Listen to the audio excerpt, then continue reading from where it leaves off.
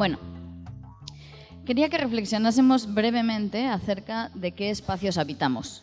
Yo aquí, de una forma un poco reduccionista, lo he dividido en dos categorías, que serían espacios físicos, como por ejemplo pueden ser los parques, los bancos de las calles, los descampados donde jugábamos al fútbol, las plazas donde de pronto nos juntamos y algunos hacen botellón y otros nada más pasean el perro, o los espacios digitales, donde pues estamos en redes sociales, viviendo a través del correo electrónico, la mensajería instantánea, WhatsApp y demás.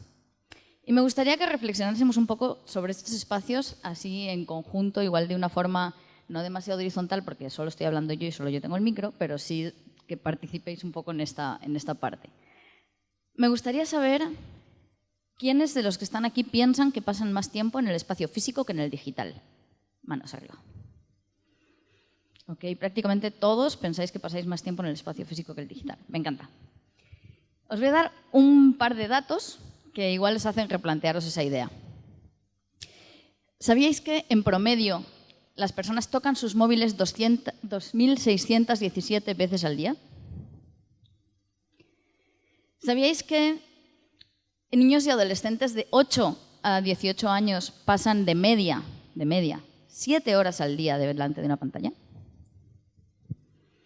Muchas veces prácticas muy habituales como mirar la hora, mando un mensaje y lo guardo, no las estamos contabilizando como tiempo que estamos delante de una pantalla, pero estamos habitando mucho más, cada vez más, espacios digitales, mucho más que los físicos. Ahora hablaré de por qué es importante esto. Antes de eso, me gustaría también otra vez preguntaros si pensáis que los espacios físicos son materiales. ¿Sí? ¿Quién piensa que es material un espacio físico? Manos arriba. Ok. ¿Y quién piensa que los espacios digitales son materiales? Ok, ¿como 5 personas? ¿6? Ok. Y por último, otra pregunta, y ya os dejo en paz, lo juro, durante un rato. ¿Quiénes piensan que los espacios físicos suelen ser públicos? O sea, los espacios, pues los parques, las plazas. Poquita gente, ok. ¿Y quién piensa que los espacios digitales son espacios públicos? Otros poquitos, ok. Está bien. Si tenemos en cuenta que lo que sucede en los espacios públicos es algo que genera ciudadanía, que genera las formas de interacción con el espacio y de vinculación con un territorio, es donde de alguna forma nos conectamos, hablamos, tomamos decisiones. ¿Qué pasa cuando ese espacio pasa de ser la plaza a ser la red social?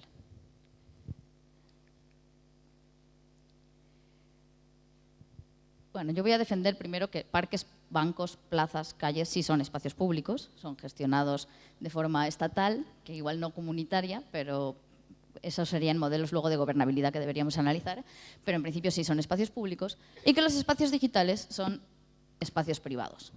Normalmente, cuando estudiamos las redes y todos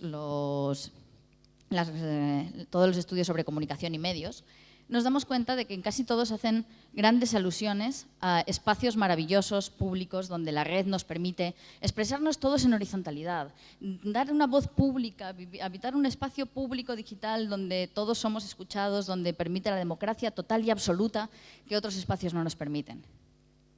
Y es increíble cuántos artículos tienes que leer para encontrarte uno que no defienda algo así. Es decir, todos estamos dando por hecho que los espacios digitales son espacios públicos. Aquí no, me sorprendió. No sé si es que ya os habéis cansado de levantar manos, pero está bien. Pero no se tiene en cuenta quién lo gestiona. Se entiende como, ok, es un espacio público porque lo que yo pongo ahí lo ve todo el mundo. Que no es lo mismo que de quién depende la gestión. Un espacio público pertenece a todos los miembros de una comunidad y la propiedad privada deja de regir en ese espacio. Entonces, la libertad tiene un carácter colectivo. En un espacio privado, por el contrario, el espacio puede ser cerrado o administrado según a los intereses de sus dueños. ¿Os suena el señor de la foto? Pues ese es un dueño de un espacio digital, que es uno de los que más habitamos, y que es un espacio privado donde es él y su grupo de gente quien toma las decisiones sobre lo que sucede ahí, cómo se dan nuestras interacciones, a quién pertenece esa información, a quién se la venden, etc. El problema fundamental de cuando pasamos de habitar un espacio público a un espacio privado es que todas las funciones necesarias para acceder, circular, interactuar con el espacio pasan de ser de la colectividad a ser del propietario, que puede reservarse los derechos de admisión o dictar la moral predominante. Cuando hablamos de dictar la moral predominante, podemos pensar en los algoritmos de Google, de Facebook, que deciden qué tipo de noticias son más relevantes, qué tipo de información tú quieres ver y te muestran primero, y cuál no es tan importante y mejor la dejamos atrás. Hablamos, por ejemplo, de la censura de pezones femeninos en Facebook, no los masculinos, y otro tipo de decisiones que se toman de forma unilateral. Hablamos de cómo se cuestionan a través también de dejarlas relegadas ciertas opiniones políticas para mostrar otras o priorizar otras a través de los mismos algoritmos. Y cuestiones tan polémicas como cuando Google decidió eliminar Palestina de Google Maps. No sé si recordáis aquello, pero las redes, cuando son privadas, están gestionando todo lo que sucede en ellas. Eso es una privatización de la gestión del conocimiento. Lo que se pierde cuando pasamos de habitar espacios públicos a espacios privados es la capacidad libre de construcción social. Ya no podemos construirnos socialmente organizados entre nosotros. Nos están construyendo a través de las formas en que determinan que funcionan nuestras relaciones. Si pensamos en cuáles son los intereses que hay detrás, cuáles son los intereses de que un espacio sea público o qué queremos los que gestionaríamos un espacio público, pues pueden ser muy variados, pero la cuestión es que entre todos igual decidimos ponernos de acuerdo y son nuestros intereses, los intereses de la ciudadanía. ¿Cuáles son los intereses de lo privado?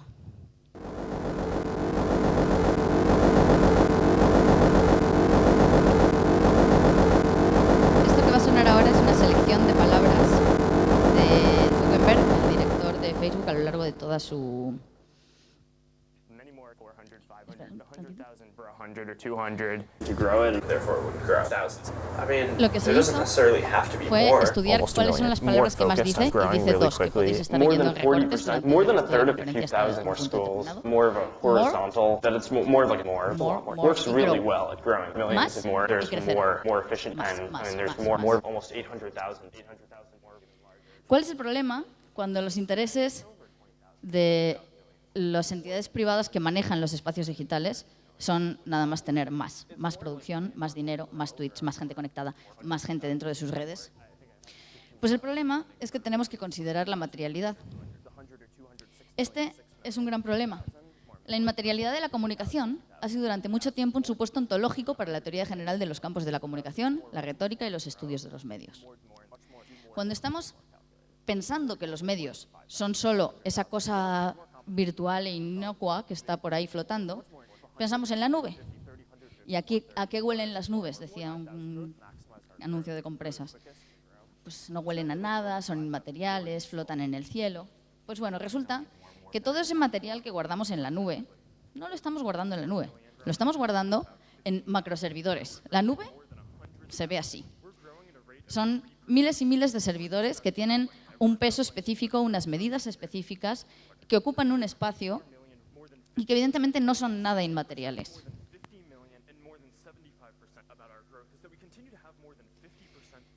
Actualmente, Internet, esa cosa inmaterial y maravillosa que flota en el aire, consume el 10% de la energía mundial. De ese 10% que consume Internet, un 3%, o sea, todo el 3% corresponde a los servidores de Google, Amazon y las grandes compañías. Eso es una barbaridad, pero además el crecimiento está siendo de un 7% con respecto al año anterior y se espera que sea el 20% del total de la producción mundial en el 2030, según estudios de la Universidad de Stanford y de la Universidad de Northwestern. Si además vamos un poco más y pensamos un poco más allá de nada más el consumo energético y lo medimos en algo que también ahora está llamando más la atención, que es las emisiones de CO2 al año, un reporte de la consultora TwoSide, difundido por International Workplace Group, la actividad vinculada solo con los correos electrónicos, es decir, los correos electrónicos que mandamos todos, producen 890 millones, perdón, equivale al carbono que producen 890 millones de coches. Se envían casi 2,4 millones de correos electrónicos cada segundo. 74 billones de correos por año. Suponiendo que todos los correos electrónicos fueran de los más ligeritos y emitieran la huella más baja, que sería de 0,3 gramos de CO2 cada uno, el total de CO2 generado en el mundo por los correos electrónicos es de 22 millones de toneladas métricas de CO2 por año. ¿Qué quiere decir esto? Los mismos gases invernadero producidos por 5 millones de automóviles. De hecho, nada más todos estos correos que se mandan en un año equivale al CO2 emitido por 890 millones de coches, incluida la fabricación de los mismos, la que se consume en la fabricación de los mismos. Es decir, esta inmaterialidad no nos permite ver toda la materialidad que hay detrás. Un tuit genera 0,02 gramos, es muy poquito. Pero eso quiere decir que con 500 millones de tweets que se envían al día, se genera un total de 10 toneladas métricas de CO2 por día. Facebook generó en 2017 casi 1 millón de toneladas métricas de dióxido de carbono. Entrenar un sistema de inteligencia artificial, que básicamente la inteligencia artificial es lo que ahora está detrás de que sepamos cómo llegar al trabajo con Google Maps o con Waze, de que podamos tener a Siri diciéndonos chistes cuando le preguntamos, es de 300.000 kilos de dióxido de carbono, lo que equivale a casi 5 veces las emisiones de un coche promedio de por vida, en toda su vida útil. Y aquí nada más energía consumida y CO2. No sé si alguien ha oído hablar del coltán. ¿Alguien ha oído hablar del coltán? ¿Quiénes saben lo que es el coltán? Poquitos, entonces lo explico. Bueno, el coltán en realidad no es un mineral como se piensa, es una mezcla de dos que se suele encontrar juntas en la naturaleza, de tantalio y de niobio. Este mineral es imprescindible para todos los componentes móviles, para los ordenadores portátiles, para los móviles, para las tablets, para las consolas portátiles. Todos esos elementos necesitan de este material, que es un material muy resistente al calor. El principal productor de coltán, que tiene el 80% de las reservas, es la República Democrática del Congo. Seguramente no suene mucho por eso, pero no sé si alguien ha oído hablar de Sierra Leona y de una guerra que está ahí, pues todo tiene que ver con el coltán. De los exportadores, bueno, es uno de los 10 minerales también más abundantes en Venezuela. Quiero decir, también porque entendamos un poco situaciones políticas. Esto, además, el mayor exportador es, evidentemente, este país, pero hay un segundo exportador, que es Ruanda, que tiene 0 en su suelo de este material. ¿Cómo lo exportan si no lo consiguen? Bueno, pues tiene que ver con muchos de los involucrados en esta guerra, que es una guerra por los materiales que se esconden ahí. Que no solo eso, porque además genera unas condiciones de explotación laboral tremendas y que tiene esclavitud infantil.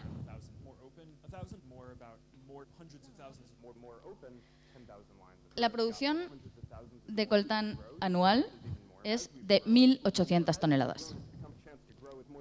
Y ni siquiera está dando para poder alimentar todas las compras que tenemos de móviles, ordenadores, consolas, que, por ejemplo, solo de móviles han sido 1.600 millones de unidades en todo el mundo en un año. Estamos como locos. Pero además hay un dato que me gustaría también que se tuviera en cuenta, que es que 1 kilo de coltán extraído en la República Democrática del Congo equivale a 2 niños muertos, de los niños que están esclavos extrayéndolos. Es decir, esto es materialidad. Residuos electrónicos. Se producen 50.000 millones de toneladas en 2018. ¿Pero por qué no los vemos? ¿Por qué no estamos todos en un mundo posapocalíptico como el de Wall-E, rodeados de basura electrónica? Porque casi todos los residuos electrónicos se producen en Estados Unidos y en Europa, pero se procesan en China, África y Sudamérica. Estos residuos electrónicos tienen un impacto ambiental gravísimo porque son altamente contaminantes y también para la salud de las personas que lo procesan, que en la mayoría de los casos trabajan sin ningún tipo de protección necesaria. Y se espera un crecimiento enorme de la producción de residuos electrónicos. Ahora mismo se han producido 12% más que en 2016, de 2016 a 2018, y un informe de la ONU se espera que sean 120 millones de toneladas en 2050. Lo más curioso es que dentro de este mundo capitalista, donde lo que importa es el capital, estos residuos tienen un valor, porque están llenos de componentes muy valiosos como el coltán, oro y distintos elementos. De hecho, el valor estimado de lo que podía ser recuperable en los desechos electrónicos del año pasado era de 55 millones de dólares, más que el Producto Interior Bruto de la mayoría de los países. Y aún así no se está recuperando. Pero además, los servidores producen otra cosa, que es calor. Los servidores producen muchísimo calor. No he sido capaz de encontrar ni un solo estudio que hable de cuánto calor se está emitiendo globalmente solo por los servidores, pero sí es un hecho que se gasta muchísima energía en poder mantenerlos refrigerados. Frente a lo cual se están tomando cierto tipo de decisiones, como instalándolos bajo el mar o en la Antártida. Creo que no hace falta decir que los mares y la Antártida no necesitan ni un grado más de calor, porque cada vez se está deshaciendo más el hielo de la Antártida, lo que supone también calentamiento de los océanos, calentamiento global y todos los problemas que ya estamos viendo. Entre 1979 y 1990, la Antártida perdió un promedio de 4.000 millones de toneladas de hielo anualmente. Entre 2009 y 2017, la pérdida de masas de hielo creció más de 6 veces y actualmente se están perdiendo 252.000 millones de toneladas por año.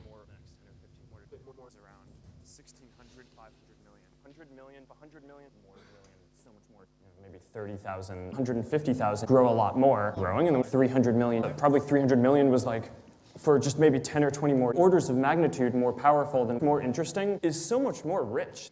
I don't know, there's a lot more growing. Este es el more que no se ve detrás del otro more del que habla Zuckerberg. Entonces, yo os diría que obviar la materialidad de los medios digitales es un crimen por omisión. Es un crimen por omisión que está excluyendo todas las cuestiones ambientales y todas las cuestiones de los flujos mundiales de materias primas, energía y trabajadores. Eso es un problema enorme de primer nivel de materialidad. Pero hay más. Más allá de la mano de obra esclava en la explotación de recursos como el coltán y todo esto que sucede muy lejos de nosotros, muchas veces en el tercer mundo y que igual pues, nos importa pero poco, está todo lo que está sucediendo también en las partes del primer mundo, cómo el trabajo está modificándose tremendamente a través de los sistemas digitales. ¿Quiénes de aquí trabajan, han trabajado o, bueno, solo trabajan o han trabajado para un entorno tecnológico digital? Ok, 4 personas. Hay un fenómeno que se llama uberización, que es esto que hacen las plataformas de servicios, como Uber, donde te dicen o le dicen a sus trabajadores que son socios. Como son socios, no tienen derechos laborales. Pero, curiosamente, para ser socios, no forman parte del reparto de beneficios de la empresa. Esto tiene un gran problema, porque más allá de más allá de la problemática que pueden generar estos servicios a nivel, como hemos visto, de Airbnb, generando gentrificación en grandes ciudades, como sucede en el caso de Barcelona, generan otro tipo de relaciones laborales. En primer lugar, se da una gran precarización. Actualmente, 700 millones de personas viven en situación de pobreza extrema o moderada, pese a tener un empleo. Generan también que haya una ausencia de derechos. Como son proveedores de servicio, como decía, pues solo tienen obligaciones, no tienen derechos laborales. Pero además se genera el individualismo. Es un trabajo descentralizado que haces desde tu casa, desde tu coche, desde tu bici, y donde nunca te juntas con otros trabajadores, donde nunca sabes quiénes son los otros ni tienes formas de contactar con ellos a través de la app. Y pues la condición del trabajador se individualiza y se despolitiza. No hay sindicatos. Y además se da un caso que se está dando a todos los niveles de gamificación. ¿Quiénes han oído hablar de la gamificación? Mitad, mitad. Bueno, la gamificación es introducir dinámicas de juego en cosas que no lo son, lo cual suena muy bonito y divertido, pero es una trampa. Porque la gamificación viene de estudios de marketing que piensan cómo fidelizar clientes, cómo moderar conductas y demás. ¿A qué es lo que nos lleva la gamificación? O más bien, ¿de dónde bebe? ¿Cuál es la teoría psicológica de la que bebe la gamificación? El conductismo. Estímulos, refuerzos positivos y negativos que lo que hacen es modificar las determinadas conductas. En el caso de estas formas de trabajo, te dan incentivos si llegas antes, te dan penalizaciones si no trabajas un determinado número de horas y te va generando situaciones de estrés, ansiedad o de pronto de satisfacción enorme y maravillosa porque conseguiste llegar a tu objetivo del día y te dieron una estrellita que aparece flotando en el aire. Esto es uno de los grandes problemas que tenemos que enfrentar en esta época, cómo las nuevas políticas laborales permiten, integran o dejan que esto pase. Creo que justo hoy salió una noticia de que había sido despedido un conductor de Cabify con 60 años porque se estaba negando a hacer 60 horas semanales y le habían echado. O sea, le habían bloqueado de la plataforma de la que era socio. Pero es que además, y ahora es cuando creo que os vais a replantear esto de quién trabaja para una empresa tecnológica.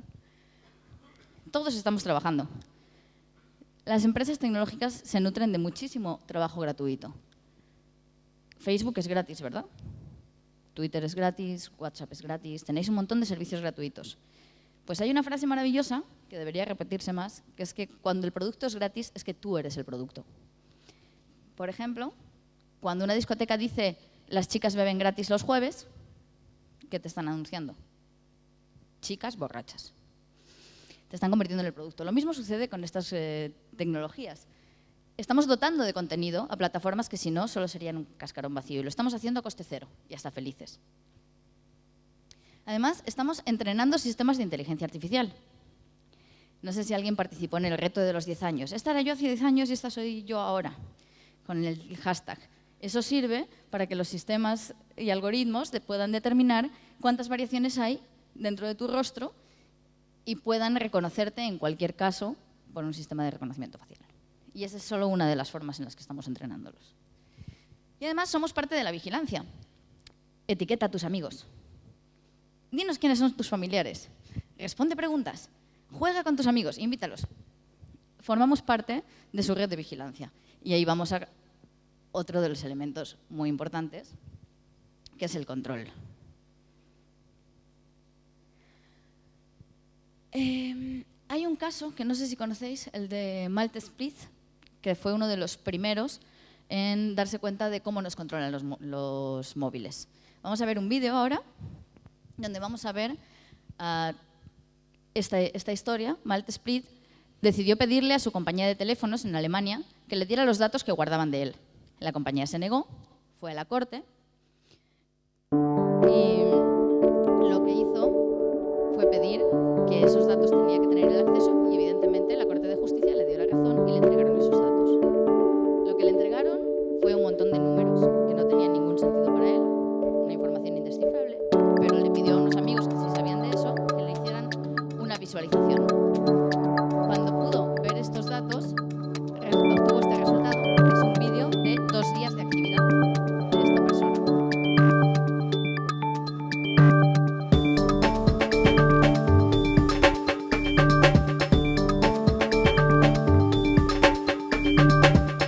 Como veis, se puede ver exactamente dónde se encuentra, cuándo hace una llamada, cuándo recibe un mensaje.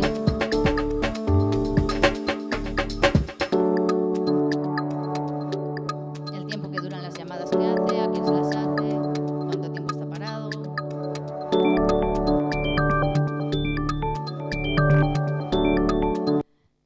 Esto lo hacen todos, absolutamente todos los móviles que tenemos ahora mismo. Ni siquiera os voy a decir que levantéis la mano quien tenga un celular encima, porque ya asumo que todo el mundo tiene un móvil encima. Pero ¿qué es lo más importante de esto? No solo que sepan exactamente dónde estamos, a quién llamamos y con quién nos relacionamos. Porque si tuvieran esa información de mí, diría, bueno, puede no importarme. Bueno, primero, debería sí importarme, porque toda la información que damos pensando que no hemos hecho nada malo en la vida y que estamos dentro de la legalidad y que entonces no me importa que me espíen o sepan lo que hago, es cierto ahora, pero puede no ser cierto en un futuro. Pongamos que llegase al gobierno un partido que decidiese que todas las personas homosexuales o todas las personas que trabajan en prevención de la violencia de género pues van a ser encarceladas porque formaron parte de algo horrible en el pasado, ¿no? Porque eso de defender derechos de género pues es horrible y vamos a encarcelarlos. Si pensamos, por ejemplo, en uno de los ejemplos, como siempre, más vistosos, que es el Holocausto, desde hacía años los gobiernos habían empezado a recabar información sobre la religión de sus ciudadanos, igual que se recaba ahora, para ver pues, cuánto dinero se destinaba a qué actividades y cuánto no. Cuando llegaron los nazis el trabajo estaba hecho. Aquí está la lista de judíos, vamos. Es lo mismo ahora. Toda la información que estamos dando no sabemos cuándo o cómo o en qué otro lugar puede ser utilizada de una forma en la que nos incrimine, nos delate. Recientemente también el gobierno de Estados Unidos ha determinado que para entrar o pedir una visa, aunque sea de tránsito a su país, tienes que darle acceso a tus redes sociales. Quizá el gobierno de Estados Unidos no determina que es legal lo mismo que determina el gobierno del país en el que te encuentras. Y se pueden dar casos terribles. Pero ni siquiera eso es lo más importante. Lo más importante es que no tienen mi información, tienen la de todos. Y no la tienen de forma aislada, la tienen contrastada. Es decir, pueden saber, por ejemplo, cuánta gente está en una manifestación, quiénes son los focos de comunicación. O sea, por ejemplo, si hay una persona con la que se están comunicando 5 y cortar ese nodo, pueden determinar muchísimas cosas a través de esa información cruzada, que es nada más y únicamente dato móvil. Más allá de eso, estamos constantemente controlados por nuestra huella digital.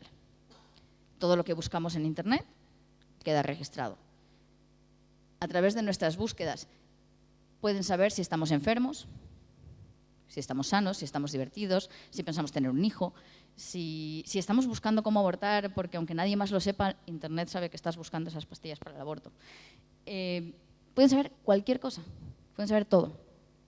Pero además por todas las interacciones en redes sociales, like, corazón, me enfada, pueden saber nuestro estado emocional, qué cosas nos gustan, qué cosas nos enojan, pueden saber exactamente qué es lo que más nos hace enfadar y qué es lo que más nos gusta. Y además, si hay momentos en los que del día, por ejemplo, a las 12 del día, pues todo me gusta y le doy a todo like. Pero resulta que hay días, como el lunes, que todo me enfada. Pueden saber exactamente todo eso porque tienen un rastreo de todo eso. Y estas son las formas de control emocional. ¿Por qué? Porque toda esta información la usan igual para vendernos cremas antiarrugas, cochecitos de bebé, productos, que ideas políticas. ¿Y qué supone esto? Supone lo que muchos autores ya han empezado a hablar como el fin de la democracia. Y creo que uno de los casos clarísimos es el de Cambridge Analytica, donde a través de saber datos de la gente podían estar enviando información y anuncios totalmente dirigidos hacia ti en concreto, por tus características, en el momento en que estás más vulnerable para que te lo creas. Porque una persona por sí sola siempre es impredecible. Y ahora podría ponerme a correr por aquí, nadie se lo hubiera esperado. Pero una masa es predecible. Y es predecible sobre todo en las interrelaciones. Hay una frase de Prada, ya de 2012, que dice que el poder económico no pretende seguir fundamentando todos sus privilegios en una explotación de sujetos como fuerza de trabajo, sino en la cada vez más lucrativa regulación de sus formas de vida, sus dinámicas vitales e interacciones personales y afectivas, de sus emociones, de sus hábitos de consumo y satisfacción. Esto, evidentemente, es un gran problema, porque todo lo que ha estado ocurriendo en este tiempo, y aquí cito a Christian Fax, que trabaja mucho esta línea, es una recentralización de Internet en grandes servicios de la red social, Facebook, Twitter, que ha devuelto paradójicamente peso a los gobiernos y grandes medios, y el ascenso de una cultura ligada a ellos que prima la adhesión, el me gusta, el fab y el retweet sobre la deliberación, confundiendo las fronteras entre entretenimiento, popularidad y vida ciudadana. ¿Quién sigue discutiendo en redes con gente que no piensa como ellos?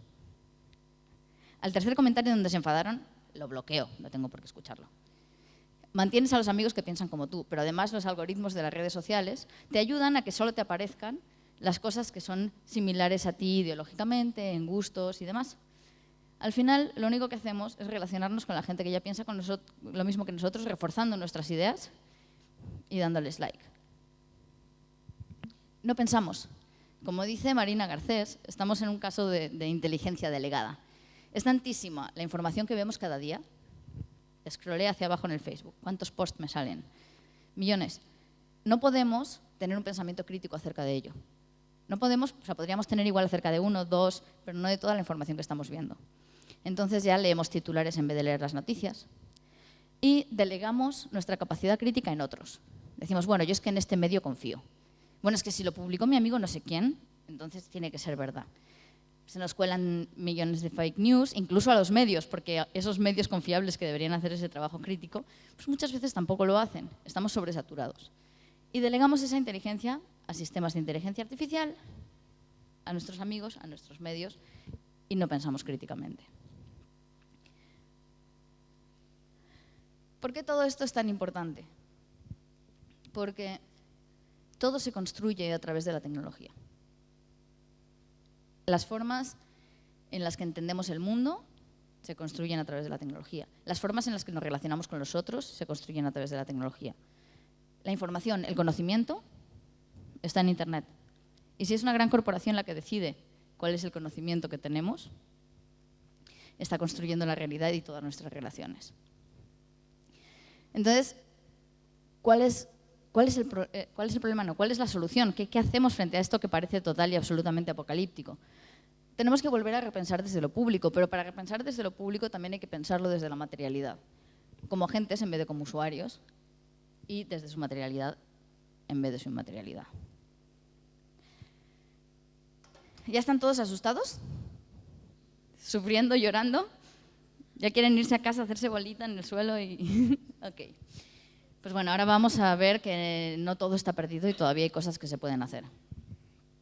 Todavía tenemos posibilidades de resistencia que me gusta dividir en dos categorías, las posibilidades de guerrilla y las posibilidades de Estado.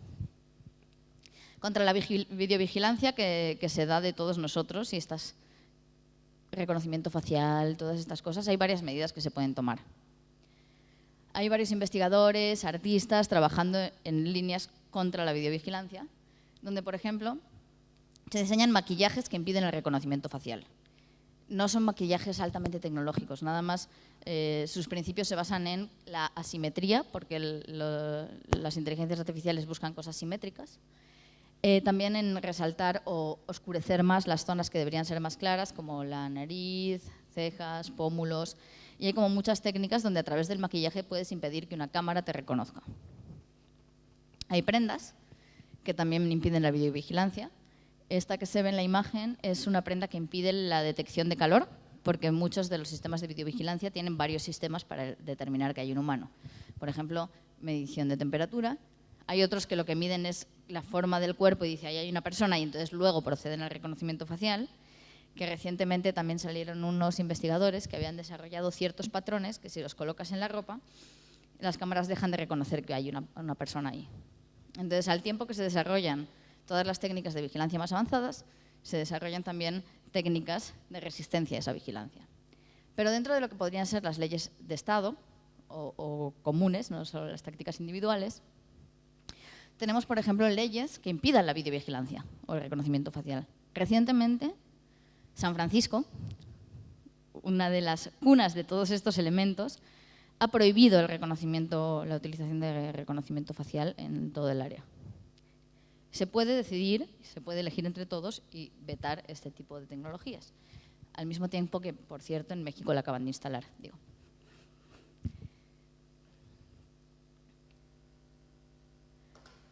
Contra la precariedad laboral. Contra la precariedad laboral podemos hacer muchas estrategias. Yo aquí no pretendo dar un solucionario, solo pienso en cosas que a mí se me han ocurrido o que ya están pasando, pero evidentemente hay 10.000 millones de soluciones diferentes y más bien los invito a pensarlas conmigo.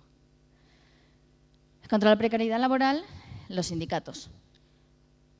Generar sindicatos de trabajadores de apps, como por ejemplo ya existe uno en Argentina, donde lo que hace es unir a las personas que trabajan dentro de este tipo de normas y ponerlas en contacto para poder hacer una resistencia política y exigir derechos laborales. Cooperativas.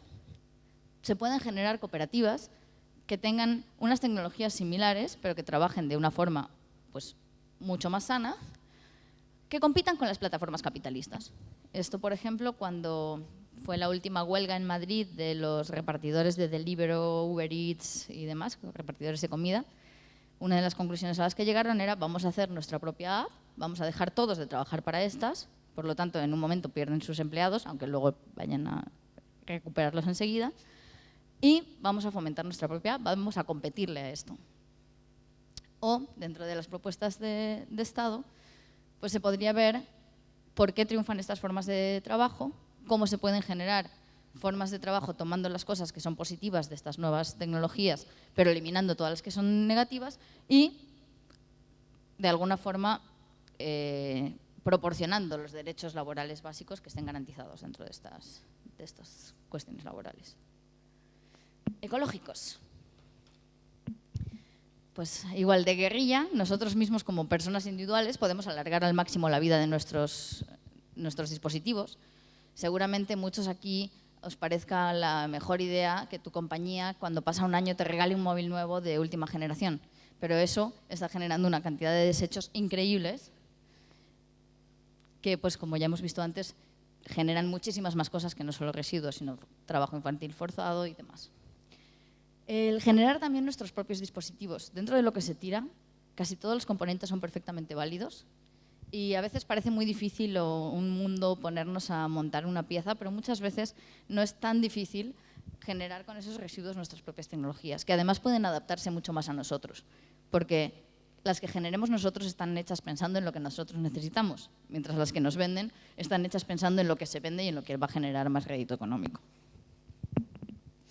Y a nivel también como estatal, podríamos regular el espacio digital como se regulan los espacios físicos. Si pensamos que los espacios digitales también son espacios materiales, pensemos en cómo se pueden aplicar reglas de uso de suelo, infraestructuras, la gestión de los residuos, de una forma que no solo esté determinada por los intereses comerciales y de ver a dónde lo llevamos ahora, sino que evidentemente haya una regulación que tenga en cuenta todos los elementos vistos antes, todos los factores ecológicos, pero también laborales, etc. Y recuperar la democracia. ¿Cómo podemos hacer esto cuando básicamente por todos lados nos están bombardeando y haciendo que pensemos como pensamos? Bueno, igual, de guerrilla, podemos utilizar buscadores que no registran nuestra actividad. Por ejemplo, DuckDuckGo es un buscador que no está registrando lo que buscamos.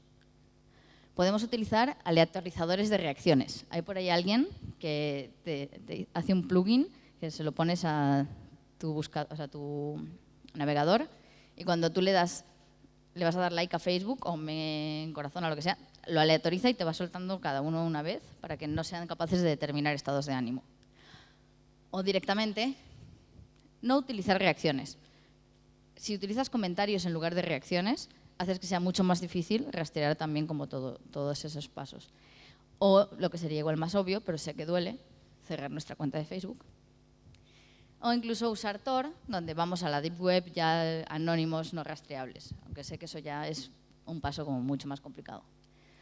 Y igual, de gobierno ya se han dado varias regulaciones. Se han dado regulaciones que obligan a declarar quiénes, con cuánto dinero, dónde están financiando anuncios en redes sociales, porque uno de los problemas, por ejemplo, era que el presupuesto de propaganda de un partido político en campaña electoral está limitado, pero como eso era total y absolutamente una caja negra, pues por ahí es por donde se estaban incumpliendo las leyes. Hay una chica que hablaba en una TED Talk, a ver si la encuentro, así, Carol Calward, que estuvo hablando delante justo de estos grandes magnates de Facebook, Twitter y demás, y les acusó de criminales, porque no basta con decir, ahora sí lo vamos a pedir que lo indique, o sea, ahora sí vamos a publicar esto, sino que están encubriendo delitos que se cometieron con Cambridge Analytica y con el Brexit, donde también hubo muchísima información y publicidad metida por parte de intereses políticos concretos. Igual, no permitir a los partidos que sepan los perfiles ideológicos de los ciudadanos, que es una norma que recién se ha aprobado, no gracias a la política, sino a la justicia. Y, en general, tener políticas de datos abiertos, donde los datos que generan los ciudadanos son de los ciudadanos, utilizarlos para prevención de catástrofes, para mejora del servicio público, para un montón de cosas, para que los datos son utilísimos y se está demostrando que lo son, pero en beneficio de todos en vez de unos pocos. Y por último, pues un Internet soberano que no esté regulado por intereses comerciales, sino que al igual que las carreteras, que se puede dar luego concesiones a privadas para que las gestionen, sea algo regulado por el Estado, pero que no sea quien tiene todo el control, porque ahí es un equilibrio muy complicado, porque ese sería, por ejemplo, el caso de China o lo que quiere hacer Rusia. Entonces, ahí está complicado porque más bien tendría que ser un gestor que nos permita que sea lo más horizontal, transparente posible. Por eso también hay muchas iniciativas de gobierno abierto y de soberanía del Internet que tratan de establecer cuáles deberían ser los principios de estas formas de hacerlo todo público, pero no solo estatal, ¿no? Y bueno, creo que todo esto es posible y creo que está pasando si revertimos también la mirada hacia la materialidad de los espacios digitales y si pensamos cómo podemos estar operando a través de este materialismo digital